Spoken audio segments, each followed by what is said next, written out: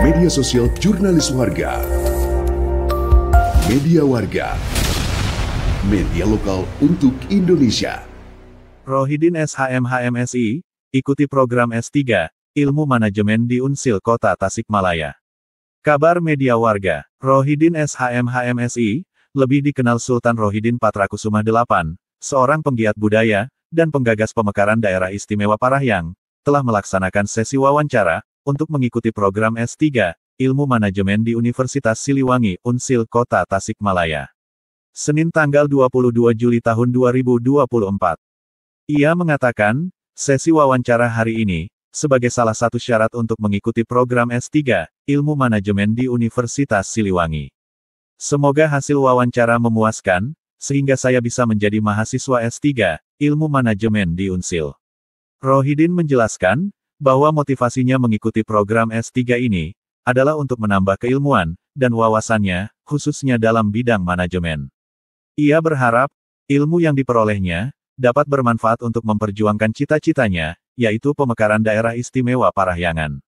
Rohidin meyakini, bahwa pemekaran daerah istimewa Parahyangan, akan mempercepat pembangunan di wilayahnya. Menurutnya, dengan status daerah istimewa Parahyangan, akan memiliki otonomi yang lebih luas, untuk mengatur dan mengelola sumber dayanya sendiri. Ia juga mengajak masyarakat Parahyangan, untuk mendukung pemekaran ini. Ia yakin bahwa dengan kebersamaan dan gotong royong, cita-cita pemekaran daerah istimewa Parahyangan dapat terwujud. Ia menjelaskan, sejak 2016 dirinya telah mendaftarkan dan memperjuangkan, untuk mewujudkan daerah istimewa Parahyang. Alhamdulillah hari ini saya jadwal wawancara dalam rangka promosi doktor dan konsentrasi saya yang saya ajukan ini untuk mengambil doktor manajemen. Ya semoga dengan wawancara yang sudah saya laksanakan ini bisa menjadi satu prasyarat yang bisa meloloskan saya sebagai mahasiswa S3 di Universitas Siliwangi Kota Tasikmalaya. Nah ini kan berkaitan dengan pengembangan cagar budaya sendiri gimana Kang? Dalam pengembangan cagar budaya, kalau menurut saya, karena ilmu manajemen ini sangat kompleks untuk seluruh kebutuhan, baik itu secara personal, baik pun pemerintahan, baik pun juga dalam kebudayaan. Maka saya mengambil S3 manajemen ini karena apa ya, untuk memudahkan dalam rangka sistem-sistem yang saya kelola di cagar budaya. Kalau permasalahan S3 ini bukan permasalahan syarat, tetapi kalau saya pribadi dalam hal ini masalah keilmuan saja gitu Pak. Jadi untuk rencana ke depannya Kang, apa yang akan direncanakan oleh Kang Sultan sendiri nih? Iya tentu untuk ke depan saya tetap untuk berjuang dalam rangka pemekaran Provinsi Daerah Istimewa Parahyang, untuk memekarkan provinsi dari Provinsi Jawa Barat. Kalau untuk pemekaran itu Kang udah didaftarkan belum ini? Sudah, 2016 sudah saya daftarkan dan sudah saya perjuangkan. Tinggal mungkin kajian akademik yang belum memenuhi.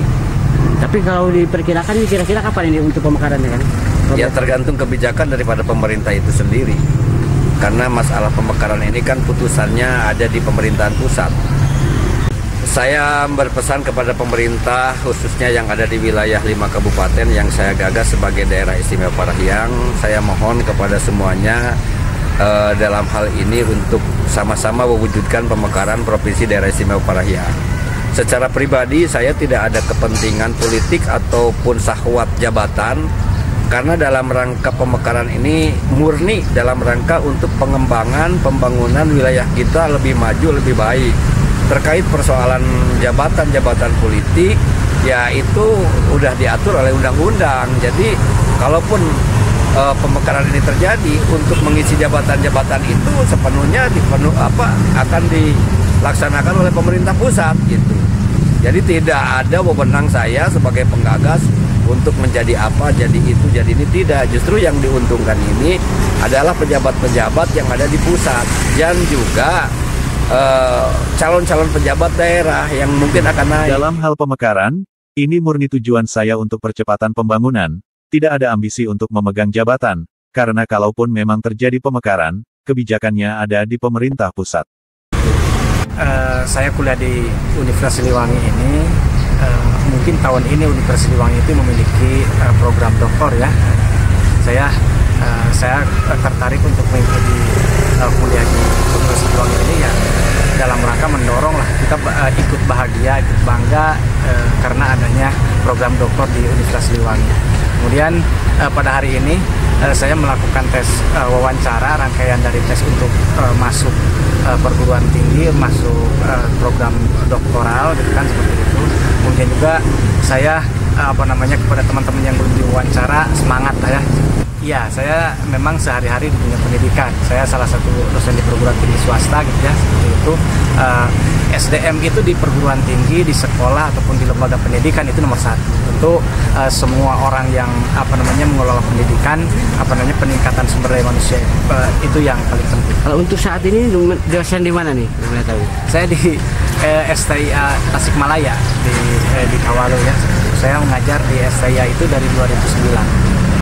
Mungkin apa yang akan dikembangkan nanti Pak? Mungkin banyak yang harus dikembangkan. Sebetulnya STIA itu sekarang sekolah tinggi ya, bisa naik menjadi institut, bahkan jadi universitas. Tentu harus harus mengembangkan program studi.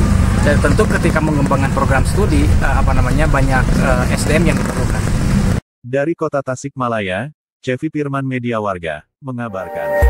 Media Warga, jangan lupa like, comment, subscribe, dan share.